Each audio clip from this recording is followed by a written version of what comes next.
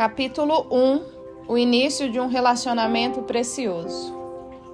Eu não sei se você sabia, mas o Espírito Santo é uma pessoa, assim como nosso Senhor, Jesus e Deus Pai. Ele também é alguém com quem podemos nos relacionar intimamente. O Espírito é tão real e acessível quanto um ser humano de carne e osso. E apesar de muitos acreditarem que ele é uma energia ou uma força sobrenatural que se manifesta durante cultos e reuniões cheios da presença de Deus por causa do senso comum ou da simples falta de entendimento, a própria Bíblia afirma que o Espírito Santo é um indivíduo com características pessoais, incluindo vontade, pensamentos e emoções. Prova disso é que em inúmeros textos do Novo Testamento, o vemos relacionar-se intimamente com diversas pessoas que decidiram crer em Jesus e no seu Evangelho. No capítulo 13 e 16 do livro de Atos, por exemplo, conseguimos identificar que ele está compartilhando sua vontade, comunicando-se exatamente como uma pessoa real. E servindo eles ao Senhor e jejuando, disse o Espírito Santo: Separai-me agora Barnabé e Saulo para a obra que os tenho chamado. Atos 13:2.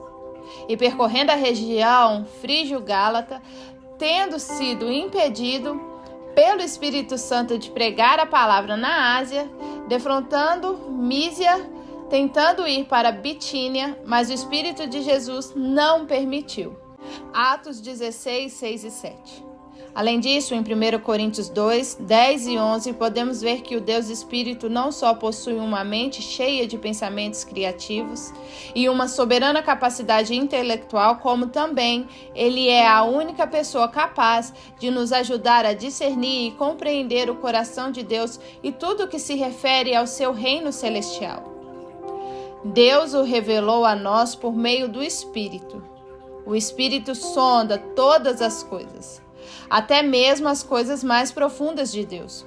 Pois, quem dentre os homens conhece as coisas dos homens, a não ser o Espírito do homem que nele está? Da mesma forma, ninguém conhece as coisas de Deus, a não ser o Espírito de Deus. 1 Coríntios 2, 10 e 11. Depois de ensinar aos coríntios a respeito da terceira pessoa da Trindade, o apóstolo Paulo novamente se refere ao Espírito Santo como indivíduo em suas cartas aos Gálatas e aos Efésios, listando algumas das emoções que podem ser sentidas por ele e afloradas em nós. Por isso, ainda nos adverte sobre o cuidado para não entristecê-lo com atitudes que quebram nossa comunhão com Deus e com o próximo. Mas o fruto do Espírito é amor, alegria, paz, longanimidade, benignidade, bondade, fidelidade, mansidão, domínio próprio.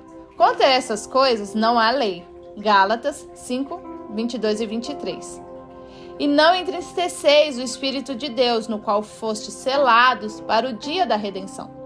Longe de vós toda amargura e cólera, e ira e gritaria e blasfêmia, e bem assim toda malícia. Antes, sedes uns para com os outros benignos, compassivos, perdoando-vos uns aos outros, como também Deus, em Cristo, vos perdoou. Efésios 4, 30 e 32. Diante desse entendimento, podemos afirmar com muita alegria e segurança que o Espírito Santo é alguém que ama pessoas e deseja imensamente ter comunhão conosco. A esse respeito, a própria Bíblia diz que o anseio do Espírito por nós é tão forte que é capaz de provocar um ciúme santo em Deus. Ou, supondes que em vão, afirma a Escritura, é com ciúmes que por nós anseia o Espírito, que ele fez habitar em nós. Tiago 4:5. Nesse contexto, a palavra anseia quer dizer deseja intensamente ter constante intimidade conosco. Ele quer conversar e ser nosso melhor amigo. E é justamente por isso que possui esse zelo tão especial por nós. Porém, é muito importante ressaltar que o Espírito Santo não sente ciúmes porque é inseguro. Pelo contrário, é a pessoa mais segura do universo. Ele é Deus e, consequentemente, é convicto do amor incondicional que sente por cada um de nós. Assim, seu ciúme é algo santo, uma vez que vem de um lugar de cuidado. O Espírito ama e valoriza tanto quem somos e o propósito para o qual fomos criados, que faz inimizade com tudo e todos que possam representar uma ameaça à nossa identidade, nosso chamado e nosso relacionamento com Deus. Ele é tão apaixonado por nós quanto Jesus, e por isso o Senhor o enviou para permanecer conosco em todo o tempo. Ele derramou o Espírito Santo para ser o nosso melhor amigo, nosso consolador e mestre. Isto vos tenho dito, estando ainda convosco, mas o Consolador, o Espírito Santo, a quem o Pai enviará em meu nome, esse vos ensinará todas as coisas e vos fará lembrar de tudo o que vos tenho dito. João 14, 25 e 26. Quando, porém, vier o Consolador, que eu vos enviarei da parte do Pai, o Espírito da verdade, que dele procede, esse dará testemunho de mim. João 15, 26. A partir de trechos bíblicos como esse, entendemos que, se você aceitou Jesus como seu Senhor e Salvador, então o Espírito Santo já faz morada dentro de você. Isso é impressionante e assustador. O mesmo Espírito que criou o universo e que ressuscitou Jesus de dentre os mortos faz nossos corações o seu trono. Ele está em cada um de nós, despertando a vontade de sermos mais parecidos com Jesus e de conhecermos a sua boa, perfeita e agradável vontade. Dessa forma, é o Espírito quem, vez após vez, nos liberta do pecado por meio do arrependimento para vivermos de maneira que glorifica a Cristo. Fato é que o Espírito Santo está sempre conosco. Mas será que estamos com Ele? Será que temos vivido conscientes de que Ele nos acompanha o tempo todo? Sempre disposto a ajudar no que for preciso?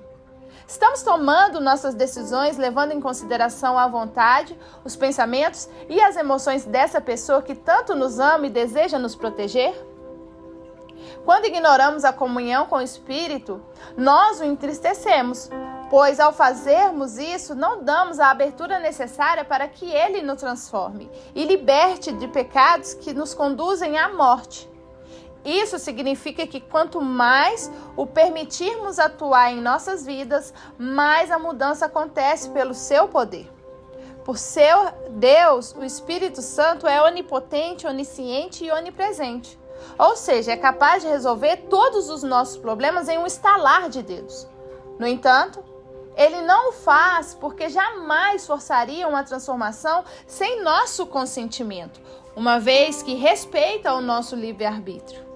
Logo, se quisermos acessar o poder e a sabedoria do Espírito Santo, precisamos passar tempo com a sua pessoa para conhecer a sua vontade como verdadeiros amigos. E como fazemos isso? Dedicando tempo ao estudo da palavra e a momentos de adoração e oração na sua presença. Quanto mais investimos em momentos de qualidade com Ele, maior será a nossa sensibilidade para discernir sua voz e mais nos tornaremos familiares com a sua maneira de pensar, sentir e agir. O Espírito deseja que sejamos íntimos dele, ao ponto de conseguirmos compreender o seu querer apenas com sinais, assim como os casais que depois de passarem anos juntos se conhecem, são capazes de saber o que está passando na cabeça de seu cônjuge com algumas trocas de olhares e gestos. A Bíblia reforça a importância da busca por esse tipo de conhecimento. Em Oséias 4:6, a palavra afirma que o povo de Deus perece quando há falta de visão e compreensão acerca da sua vontade. É por meio do Espírito que compreendemos e recebemos a revelação dos planos divinos para nós. Em outras palavras, negligenciar a pessoa do Espírito Santo pode nos custar a vida, porque sem Ele não compreendemos qual é a verdadeira vontade de Deus e, por consequência, perecemos. Isso só nos deixa clara a urgência que existe em buscar a comunhão com o Espírito Santo constantemente. Em razão disso, é necessário que nossa busca aconteça do momento que acordamos até a hora em que vamos nos deitar para dormir. Todas as manhãs devemos começar o dia com um grato e sincero: bom dia, Espírito Santo. Venha viver este dia comigo. Esse simples ato por si só já demonstra que reconhecemos a presença de Deus e a desejamos em nossa rotina. Antes mesmo de nos levantarmos para fazer café, pegarmos o celular para conferir as mensagens ou abrirmos o jornal, precisamos dobrar nossos joelhos em reverência para agradecer ao Senhor pelo dia e convidá-lo a estar conosco, revelando sua vontade. Faça isso e com o tempo você verá o Espírito Santo te revelando conhecimento e estratégias práticas, não só durante a leitura da Bíblia e nos momentos de adoração, como também para todas as suas atividades, trabalho, estudo, vida social e etc. Diante disso, jamais perca a chance de declarar que o Espírito Santo tem liberdade para fazer parte do seu expediente. Peça a Ele que o encha de inspiração, sabedoria e criatividade para ser excelente em tudo o que fizer, de forma que o seu trabalho seja uma expressão de adoração ao Senhor. Onde quer que você esteja, ore para que o Espírito Santo lhe mostre como servir, edificar, consolar e encorajar as pessoas à sua volta. Deixe que Ele te ensine como amar o próximo e colocar em prática tudo aquilo que aprendemos conhecendo a Deus e sua palavra. Quanto mais você incluir o Espírito Santo no seu presente, mais o perceberá moldando o seu futuro. Você verá sua vida avançando com um embalo sobrenatural. Algo que não vem por força nem por violência, mas sim pelo Espírito do Senhor. Como está escrito em Zacarias 4:6. Quando esse momento chegar, você perceberá que foi a comunhão com a pessoa do Espírito Santo que garantiu que nada em sua vida perecesse, mas que tudo prosperasse de forma abundante. O segredo para saber como alcançar o melhor de Deus em todas as áreas de nossas vidas é jamais negligenciar a comunhão com o nosso conselheiro. Além de trazer muitos benefícios para a nossa vida prática, a verdade é que não há nada mais delicioso do que cultivar a intimidade com o Espírito. No dia a dia é possível ver isso quando eu entendo que algo que eu gosto muito é estar com a minha esposa, passar tempo e fazer atividades com ela. Mas há uma pessoa que desperta mais ainda meu desejo de estar perto, o Espírito Santo. Depois que eu comecei a aprender a ter intimidade com Ele, não sei mais o que é me sentir sozinho. Não existe mais a ideia de solidão. Posso estar longe de qualquer pessoa, viajando sem a minha família, em lugares em que não conheço ninguém, mas possuo a paz de ter alguém que está aqui, sempre comigo, fazendo morada em meu coração. Este nível de comunhão não é só para pastores ou para líderes, porque não tem nada a ver com cargos. Conheço muitas pessoas extraordinárias que não ocupam nenhuma posição de destaque e têm mais intimidade com o Espírito Santo que alguns pastores. Sendo assim, esse tipo de relacionamento é para todos que entregam sua vida para Jesus. É no momento da conversão que tudo começa. E o novo nascimento é a primeira experiência imprescindível para podermos desenvolver uma amizade com o Espírito de Deus. Pode parecer impossível, mas há muitas pessoas que se denominam cristãs, mas não são nascidas de novo e, por consequência, não conseguem construir um relacionamento com o Espírito. A Bíblia diz que quem não tem o novo nascimento não está selado com o Espírito Santo, nem pode entrar no reino dos céus. Portanto, é importante ressaltar que se não há conversão, o Espírito Santo não pode fazer morada em nós. Mas como funciona esse novo nascimento?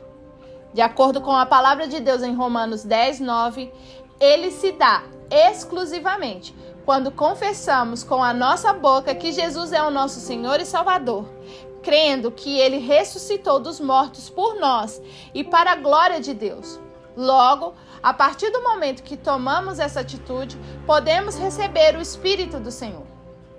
Depois que ouvistes a palavra da verdade, o evangelho da vossa salvação, tendo nele também crido, foste selado com o Espírito da promessa, o qual é o penhor da nossa herança, até ao resgate da sua propriedade, em louvor da sua glória. Efésios 1, 13 e 14.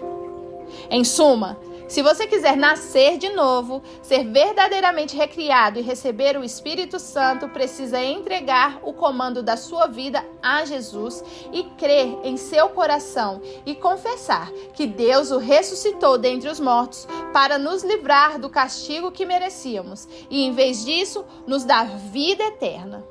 Se não fizermos essa confissão, jamais poderemos nos relacionar com o Espírito.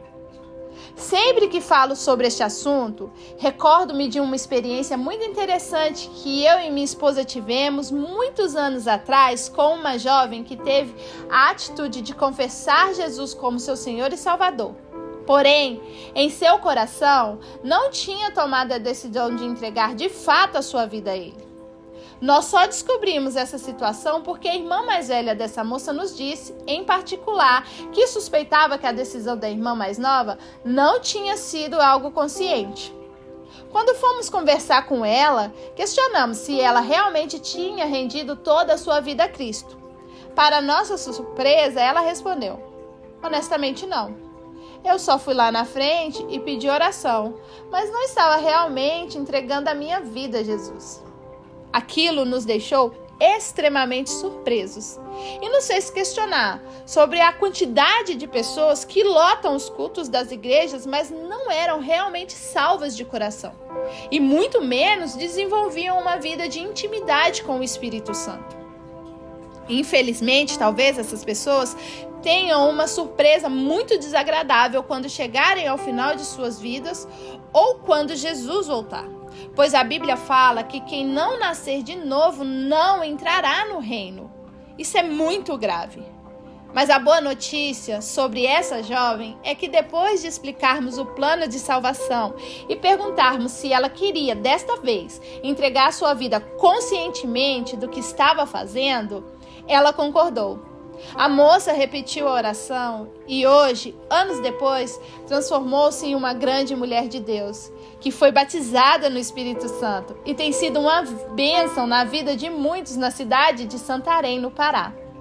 Tudo isso começou porque ela entendeu a importância de receber Cristo em seu coração, não só confessá-lo da boca para fora. Sem esse passo inicial, é impossível ter comunhão com o Espírito Santo, porque só o conhecemos através de Jesus. Ao tomar uma decisão pública de coração e entregar a sua vida totalmente a Cristo, tudo muda e você se torna apto para viver a segunda experiência imprescindível para se tornar íntimo da terceira pessoa da Trindade, o batismo do Espírito Santo. O batismo com o Espírito Santo é uma promessa bíblica, Lucas 24, 49, para todos aqueles que nasceu de novo.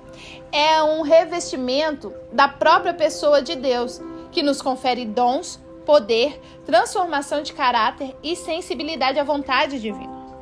Essa experiência nos possibilita testemunhar sobre Cristo e realizar a obra de Deus na sabedoria e no poder do Espírito. Atos 1:8. Para receber essa promessa, é preciso crer e buscar em oração, como fizeram os apóstolos, que permaneceram esperando pelo Espírito Santo vir sobre eles até o dia de Pentecostes. Então, naquele momento, foram encharcados e revestidos pela sua presença. Ao cumprir-se o dia de Pentecostes, estavam todos reunidos no mesmo lugar. De repente veio do céu um som, como um vento impetuoso, e encheu toda a casa onde estavam assentados. E apareceram distribuídas entre eles línguas como de fogo, e pousou uma sobre cada um deles. Todos ficaram cheios do Espírito Santo e passaram a falar em outras línguas, segundo o Espírito lhe concedia que falassem. Atos 2, do 1 ao 4. A pessoa que não possui essa experiência dificilmente conseguirá cultivar um relacionamento profundo com Deus e manifestar a realidade do céu na terra. Muitos cristãos tentam fazer grandes obras sem estar cheios do Espírito Santo, tal como fundar igrejas, pregar, libertar pessoas e realizar missões evangélicas. Mas sem o batismo do Espírito é impossível fazer a obra de Jesus, porque não estaremos sendo conduzidos e capacitados para isso. Esse batismo acontece quando a nossa fome por intimidade com o Espírito de Deus chega ao ápice e começamos a abrir mão de todo o controle para fazer a sua vontade. A partir disso, ele vem sobre nós em resposta à nossa busca, entrega e obediência. Assim como está escrito na palavra que Deus concede o Espírito Santo aos que lhe obedecem. E nós somos testemunha desses fatos. Nós e o Espírito Santo, que Deus deu aos que lhe obedecem. Atos 5:32. Se quisermos desenvolver uma verdadeira vida de intimidade com o Espírito Santo, precisamos dar o controle total a ele, como se estivéssemos sendo conduzidos pela correnteza de um rio. Em Ezequiel 47, o profeta descreve a visão de uma experiência sobrenatural em que ele é levado pelo Senhor até um grande rio que nascia do templo de Deus. Este rio é um dos símbolos do mover do Espírito Santo na terra.